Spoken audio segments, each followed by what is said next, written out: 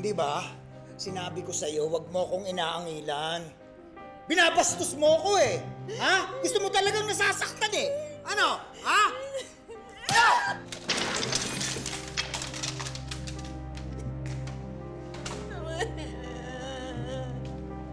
Dapat nakita ka. Ang hirap sa'yo, oh! Ha? Ah!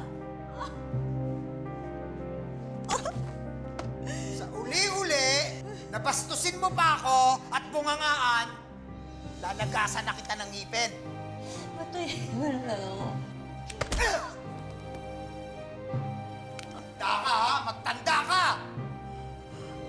Ilamama muna yung mga bata. Pitin mo yung ginalat mo! Naniwala si Melly noon na ang lalaking kanyang pinakasalan ang siyang magiging katuwang niya sa pagbuo ng isang maganda at mapayapang pamilya.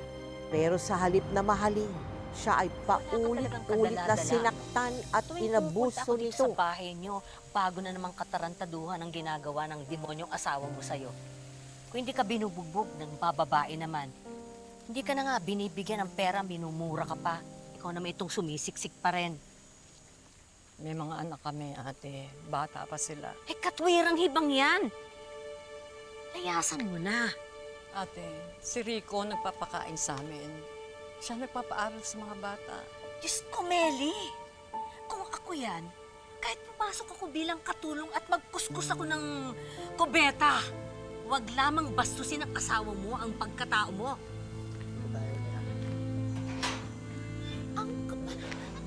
Ang kapal talaga ng mukha nitong asawa mo, no? Nagdala pa ng babae dito. Malandi kang babae ka. Iba! Ano ba naman, Rico? Pati dito sarili natin pamamahay? Pati dito? Huwag kang mag-iskandalo dito kung ayaw mo masaktan. Bitawan mo yung kapatid ko, ha? Bitawan mo. Layasan mo na yung manyak mong asawa, ha?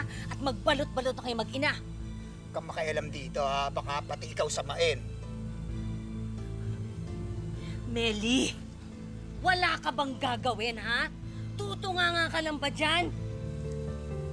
Bahala ka sa buhay mo. Ganyan. Pasensya ka na. Kaya, intindihin niyo.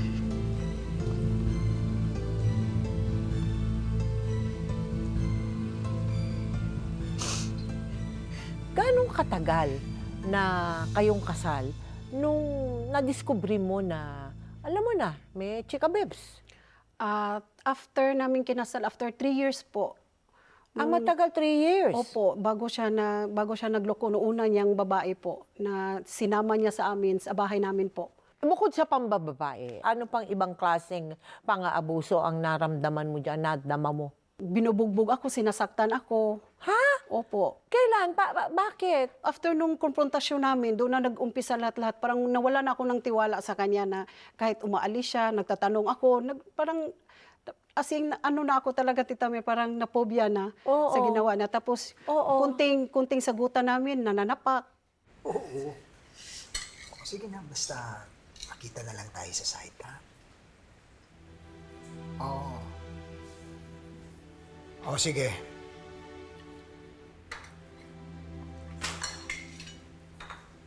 Ang mga bata, Pumasok na. Napakain ko na rin bago pumasok. next week, out of town ako, ha? Mga 4 na araw. Ipaghanda mo na lang ako ng mga gamit, ha? Rico, pwede bang ibalik natin yung dati? Yung dating tayo? Hindi ko kasi, hindi ko maintindihan eh. Ano ba nangyari sa atin? Saan ako nagkamali? May pagkukulang ba ako? Ano ba yung kailangan kong gawin para bumalik yung pagmamahal mo sa akin?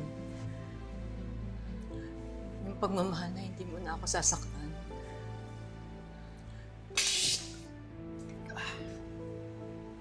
Masarap tayo ng pagkain, di ba?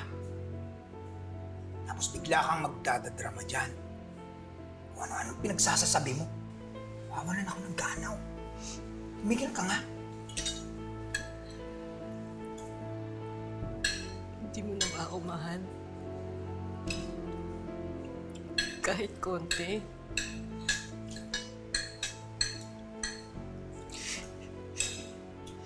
Hindi ko kasi maintindihan na ako kasi mahal na mahal kita eh.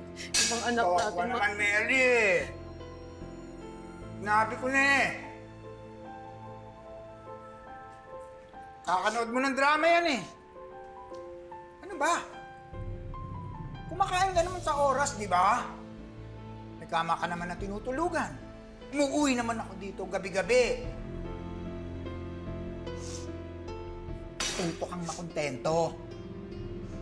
Tapos ang usapan. Wala na ang gana!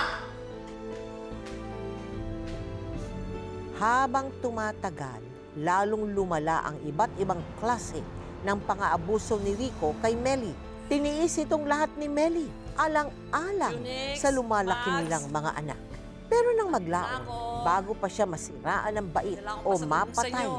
ng kanyang asawa, ito. unti-unti na ring natauhan si Meli at tila malapit na rin itong mapuno.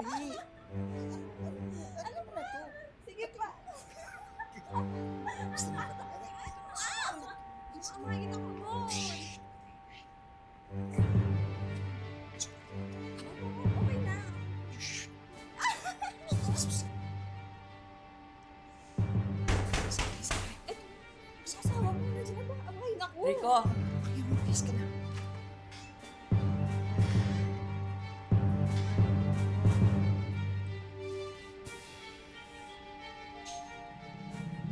Sino na naman yung babae mo? Alis na ako. Huwag ka maalis. Samahan ko sa trabaho to. Nahilo, kaya pinahiga ako muna. Ano? Huwag kang aalis.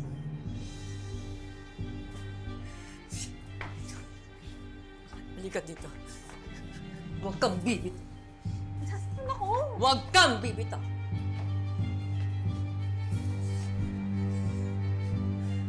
Ano to? Auntie, di ba sa'yo yan? Ayun ka. Matagal ko nang tinitiis lahat ng kababuyan mo. Palagi ka nagdadala ng babae dito sa bahay natin. Pero ngayon, hanggang kwarto natin, sa mismong kama natin, hayop ka! Hayop ka! Ano ang palagay mo sa akin? Tanga? Tatanggapin ko yung dahilan mo? Hindi ako tanga! Sa laula kayo, hayop ka! Hayop ka! Napakababoy mo! Alam mo may asawa, di ba? Ha? Alam mo may asawa? Di ba nakita? Ayan ang mga litrato, oh! May asawa! Baboy siya! Ayan, sige, kainin mo to! Kainin mo ang panty mo! Kainin mo! Ikaw, pinipikon mo na talaga ako, ha? Di ba sinabi ko sa'yo ang pinaka-ayoko? Pinapahiya ako! Subukan mo! Subukan mo! Napahiya ka? Ako! Anong ginagawa mo sa akin? Anong pambababoy ang ginagawa mo sa akin mula noon hanggang ngayon? Sobra ka na. Hindi na kita masisikmura. Gasgas na yung konsensya mo. Ang kapal ng mukha mo. Hindi na kita kaya. Pinapangako ko sa'yo. Yung mga anak ko, hindi sila mawawalan ng ina. Pero ikaw, ngayon pa lang wala ko ng asawa.